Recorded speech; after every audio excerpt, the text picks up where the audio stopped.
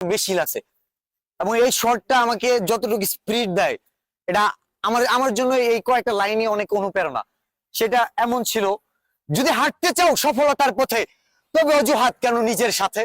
চেষ্টা করেছো অনেক, হয়নি কোনো লাভ, তাহলে শোনাতে চাই আরেকটি ধাপ। ব্যর্থতার পরক্ষণেই যদি ছেড়ে দাও হাল, আরেকবার চেষ্টা কেন করলা না? এটা ভেবে আফসোস করবে চিরকাল। রাতের শেষে ভোরের সূর্য সে তো উঠবেই, চেষ্টা করো সফলতার ফুল ঠিকই একদিন ফুটবেই। এই কন্টেন্টটা আমি 100 বারেরও বেশি টাইম দিছি, বাট আমি বিল্লাল যদি এটা 100 বার বলি, 100 বার একবার ভুল হবে না। তার মানে আমার চেষ্টাটা কি ছিল? চেষ্টাটা কি ছিল? আমি কিন্তু সেই বিল্লালই, সেই ব্রেইন, সেই মানুষ। সময়, practice makes a man perfect. গাইতে গাইতে গায়ক। একজন শিল্পী কিন্তু এমনি শিল্পী হয় না, অনেক প্রতিভা অগোচরেই থেকে যায়, কারণ সেটা ফুটাই তুলতে হয়। তোমার কি আছে, তুমি কি পারবা, এটা তুমি ছাড়া কেউ জানে না। আমি বিল্লাল কি পারতাম, আমি ছাড়া কেউ জানি না, এবং আমি নিজেই জানতাম না, কারণ আমি চেষ্টা করতে করতে একটা পর্যায়ে হচ্ছে না হচ্ছে না, এটা না ওইটা কিছু একটা দিয়ে হবে, আমার তো ঘুরে দাঁড়াতেই হবে। আমার আরেকটা কন্টেন্ট ছিল, যে কন্টেন্টটা অনেক মানুষের কাছে পৌঁছাইছে, সেটাও একটা আফসোসের কারণ ছিল। কন্টেন্টটা কেমন ছিল? ভালোবাসার এই আলো জ্বালাতে পেরেছে কজন? বেশিরভাগই তো হৃদয় ভাঙার গর্জন। হৃদয় কি ভাঙছে না অনেকেরই?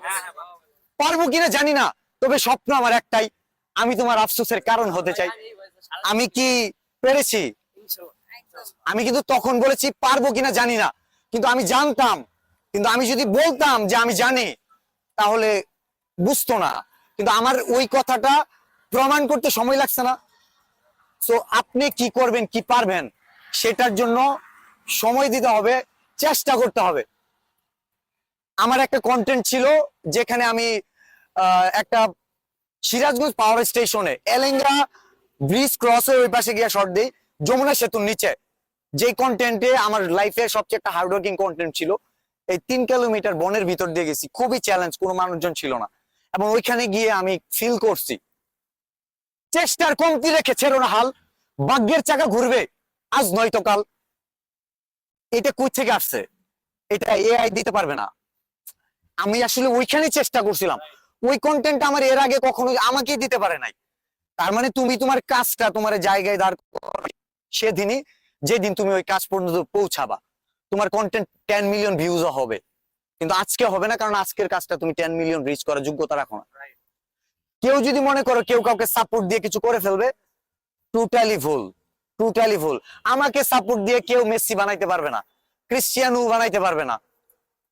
কেন পারবে না? কারণ আমি আমার আমার মেসি হওয়ার যোগ্যতা নাই, আমার ক্রিশ্চিয়ানো হওয়ার যোগ্যতা নাই, আমার ফুটবলার হওয়ারই যোগ্যতা নাই।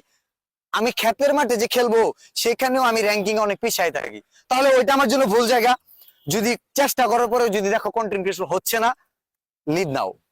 তুমি যখন বুঝতে পারবা এখানে তোমার জায়গা না, একটুও দেরি করবে না, 1 সেকেন্ডও না, তুমি অন্য জায়গায় চলে যাবা। তোমার যখন ফিল হবে যে না আমি এখন কামব্যাক করবো, আমি মনে আবার চেষ্টা করি, তুমি আবার কামব্যাক করবা। কিন্তু বুকার মতো, অন্ধের মতো চেষ্টা করো না। আমি চোখ বন্ধ করে সারা দিন চেষ্টা করবো, আমি আমি সূর্য দেখবো, চাঁদ দেখবো, আকাশ দেখবো, সম্ভব?